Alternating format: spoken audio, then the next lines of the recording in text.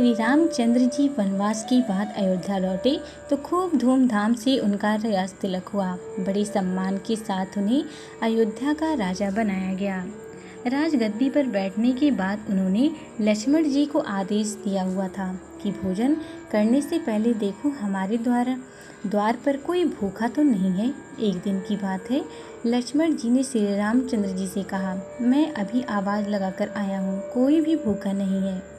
श्री रामचंद्र जी ने कहा, दोबारा जाओ और जोर से आवाज़ लगाओ, शायद कोई भूखा रह गया हो। श्री रामचंद्र जी का आदेश पालन करते हुए लक्ष्मण जी दोबारा बाहर गए और उन्होंने जोर से आवाज़ लगाई तो कोई आदमी तो नहीं, वरन एक कुत्ते को लक्ष्मण जी ने रोते हुए देखा। अंदर आकर उन्होंने श्री रामचंद्र जी से कहा, बाहर कोई व्यक्ति भूखा नहीं है, बल्कि एक कुत्ता अवश्य रो रहा है। श्री रामचंद्र जी ने उस कुत्ते को अंदर बुलाया और कुत्ते से पूछा, तुम रो क्यों रहे हो? कुत्ते ने कहा, एक ब्राह्मण ने मुझे डंडा मारा है। श्री रामचंद्र जी ने ब्राह्मण को बुलवाया और उनसे पूछा कि क्या यह कुत्ता सही बोल रहा है? ब्राह्मण ने कहा, हाँ, यह मेरे रास्ते में सो रहा था, इसीलिए मैंने इसे डंडा मारा है।